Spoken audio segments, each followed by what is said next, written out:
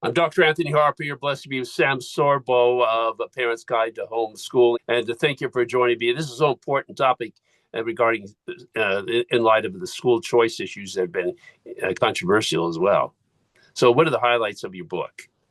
So, Parents Guide to Homeschool is talking about education. And, most parents say, well, I want my child to get an education, so I send them to school. But we're seeing more and more today that the schools aren't educating and that the way that the schools define education has changed.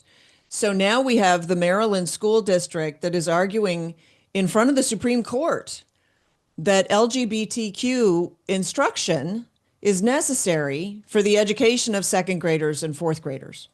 And the parents are arguing against it and saying, well, we just want to opt out of that. And so we really need to take a look at this and ask ourselves, what is education? What are we wanting for our children? Because for the longest time, the schools have defined education as first the ABCs, now college prep and career readiness, and pretty soon, not even college prep and career readiness, but really just CRT, genderqueer theory, DEI, diversity, equity, and inclusion, right? And so I want to encourage parents with my book, Parents Guide to Homeschool, to ask themselves, what is education? What is it that I'm really looking for my child? And do I need an institution to provide that? And the answer is in the book. You don't need the institution to provide your child with an exceptional education, and you don't even need a college degree.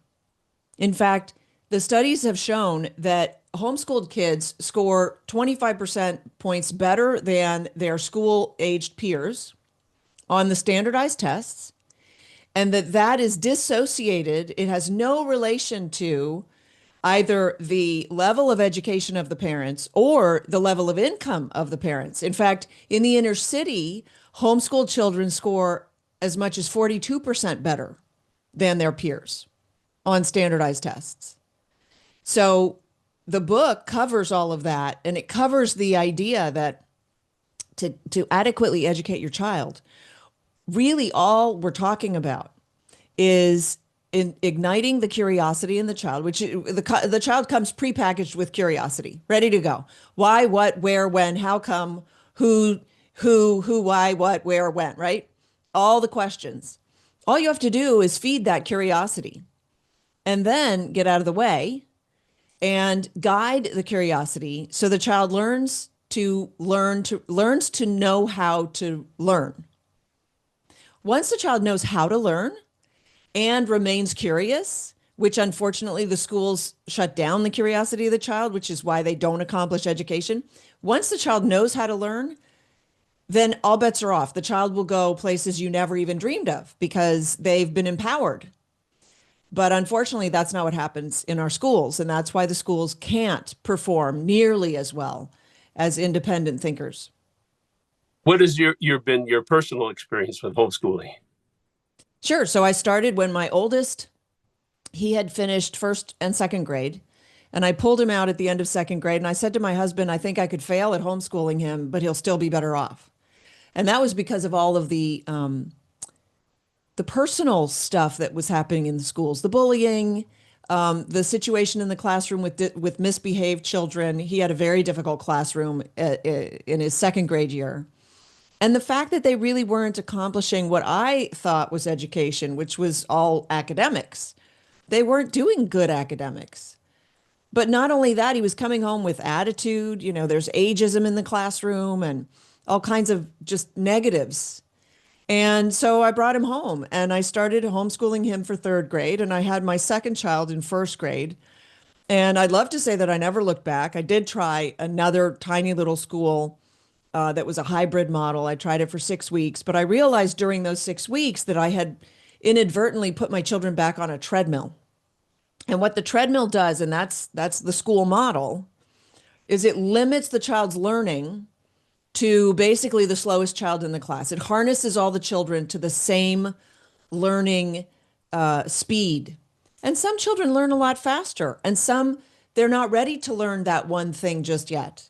And so it's unfair to make them feel like they're slow because the other children are getting it faster and they just haven't developed a skill for that yet.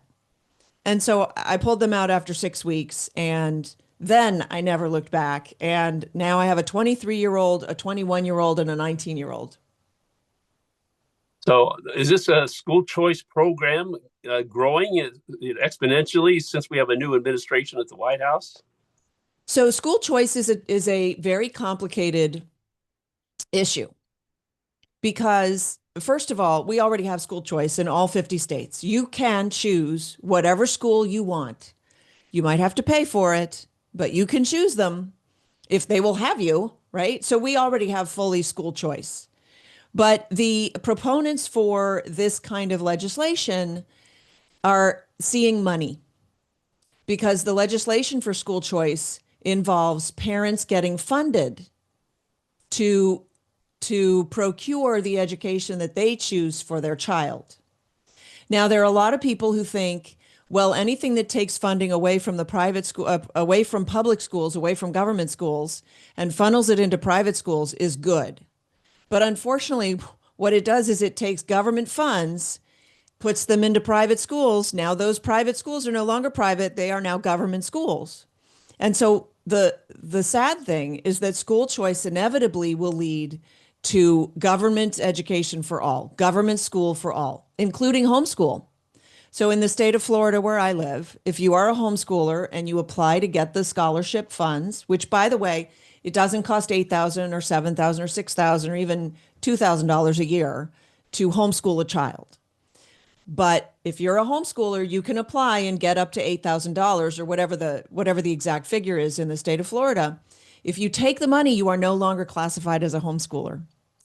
And so you wonder why? Why would they do that? And by the way that they get these programs across to people is they promise them no strings attached. Well, no strings attached means no fiscal responsibility.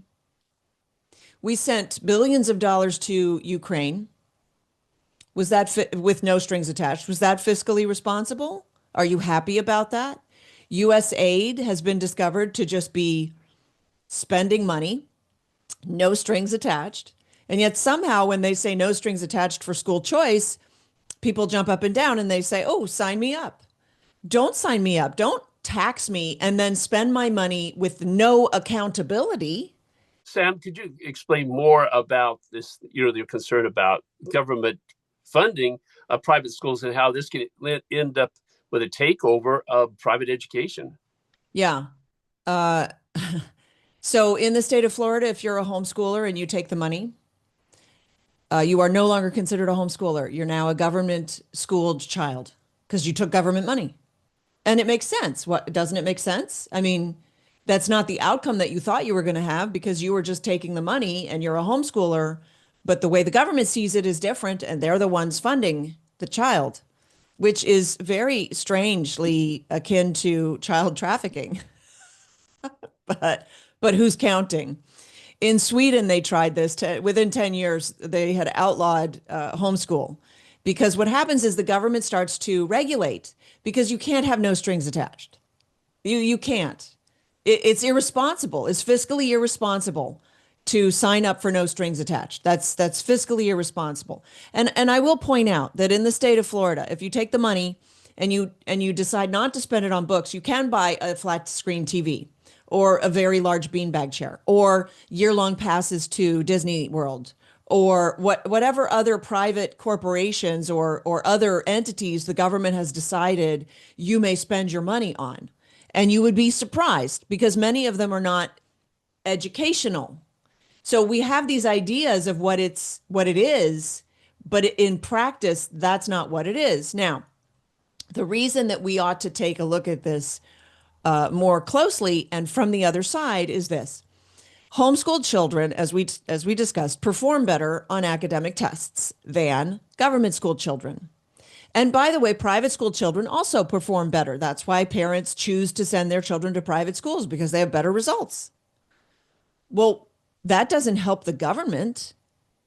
So if the government can, through school choice programs, start funding the very entities in which it is in competition, and then destroy the competition from within through government regulations, why wouldn't it do that?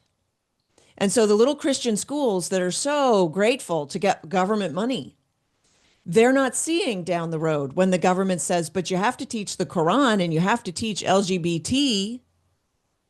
You have to teach these other things that the government decides you have to teach. Oh, and don't teach civics because the government has decided that civics is not necessary. Civics, where the children learn that the power resides with the people because we have a government of the people, by the people, and for the people.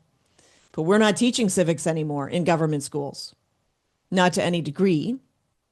And so the government's going to come and it's going to impose restrictions on small private schools, Christian schools, Jewish schools, you name it, whatever schools, right? The moment that the money follows the child from the government can impose its will on the school. And then the Christian school is at a crossroads because they can forfeit the money, but oh my goodness, then they're going to have to fire these lovely Christian teachers that they employed. Or they just bend the knee and they serve government instead of God. And the homeschoolers, it's the same thing. Sounds scary. I am very perturbed. What is very frightening to me is the number of conservative Christians that I know who are absolutely for school choice. They refuse to see more than 3 years down the road. They refuse to look at the tea leaves. They refuse to examine history. They refuse the model in Sweden. They did this. Sweden's very libertarian, and they said, let's fund the child. And within 10 years, they had shut down, the government had shut down all efforts to homeschool. We have issues right now. Even now, even before we have universal, which should scare everybody, universal school choice should scare everybody. But in the state of Illinois, they're trying to pass a law now that restricts who is allowed to home educate their child. Now, they have almost 0% proficiency in Chicago public schools. But these same people who can't accomplish education in their own districts want to dictate to parents their own ability, their own wherewithal to educate their children. It goes beyond the pale. There's a lot more information probably on the website about your book and the so importance of homeschooling. What website would you refer people to about Yeah, that? I send people to sorbostudios.com, and I want to encourage you. You'll be prompted to sign up for the email. I highly recommend it. We have a lot of fun on our emails, and it's a good way for us to stay in touch. We do have social media, but we found that social media can sometimes be unreliable. And so if you sign up for the emails, that would just be really helpful. And the store is there. All my books are there. This is the third book that I've written on education. Actually, probably the fourth at this point. And I've been doing this for a while, and I've learned a lot. And much of what I learned is that what we learned in school, what you and I learned in school even, was propaganda. And so we've been convinced to be enslaved voluntarily to a school system. It never occurred to me that I could homeschool my children until they started showing me how bad they were. And they were bad. And this was a good school. This was one of the good public schools. But I mean, I've given this talk before, right? And I have parents who come up to me and say, you're absolutely right. The schools are terrible. It's really bad. And I see their 14-year-old and I say, oh, so you homeschool? And they go, no, he goes to a really good public school. And so I have to ask them, well, define good, right? Because, we throw terms around and we don't actually know what we're talking about. And so he goes to a really good public school. Tell me what good is. Well, it's where we met. So you mean that the school is good because his locker is 3 lockers down from your locker? That's what makes it a good school?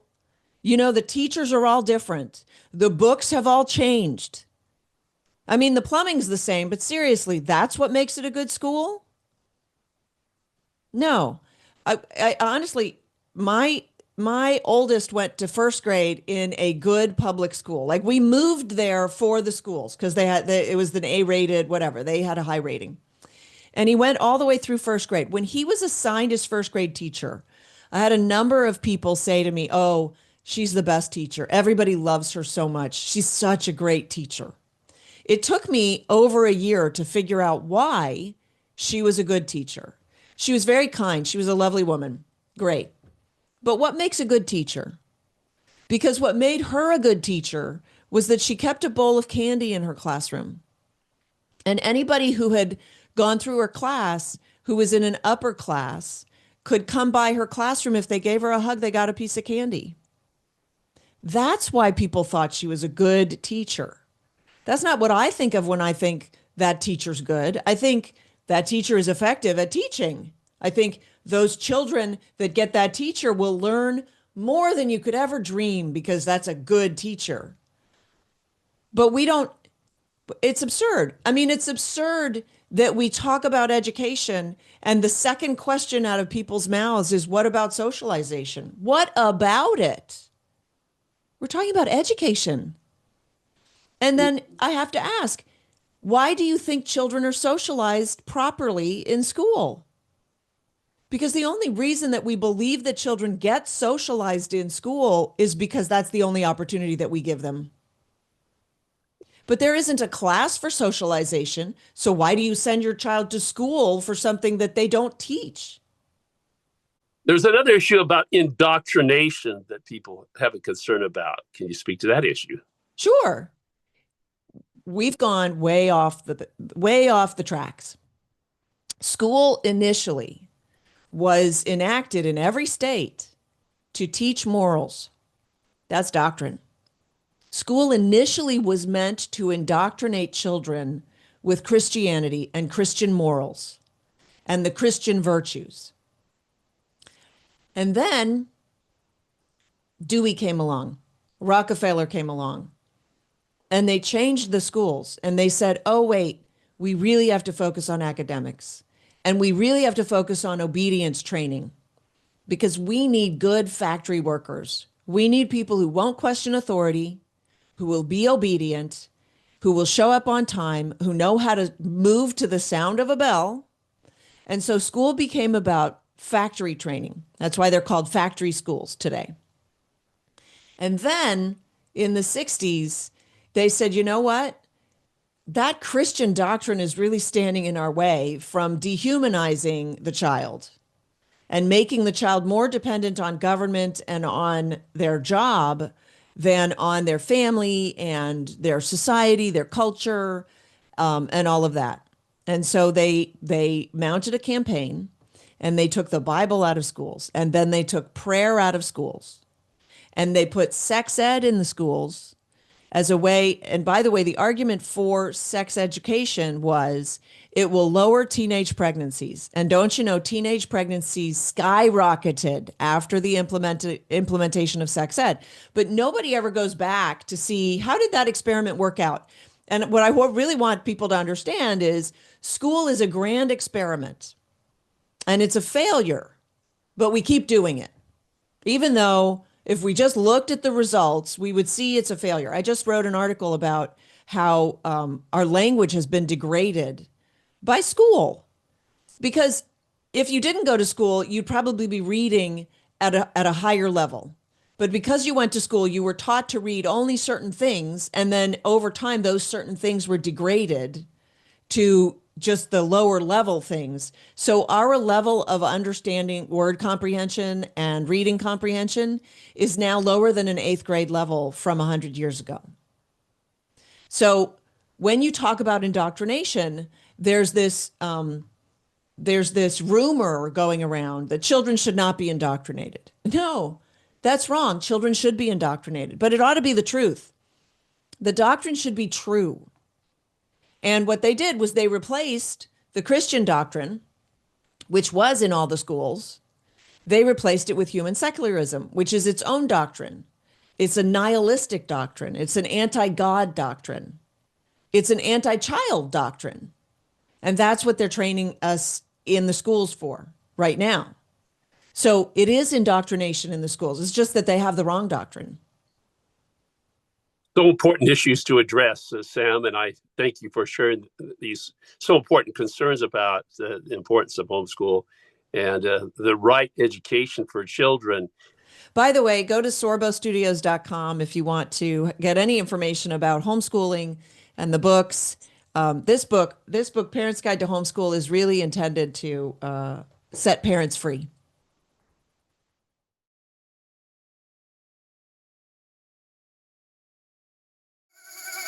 Sam Sorbo. Sam, welcome back to the program. Glad to welcome Sam Sorbo. It's great to have you here.